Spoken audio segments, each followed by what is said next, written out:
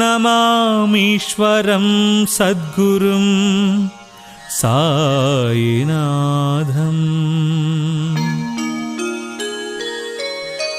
శ్రీ సాయి సచ్చరిత్రము 31వ అధ్యాయము. బాబా సముఖమున మరణించిన వారు సన్యాసి విజయానంద్, బాలారాం మాన్కర్, సూల్కరు, మేఘశ్యాముడు, పులి.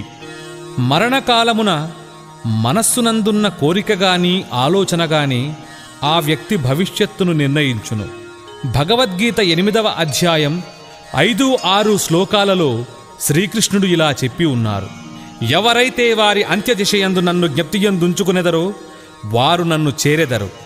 ఎవరైతే ఏదో మరొక దానిని ధ్యానించెదరో వారు దానినే పొందెదరు. భగవంతుని జ్ఞప్తియందుంచుకొని ఎల్లప్పుడూ భగవన్నామ స్మరణ చేసినచో మరణకాలం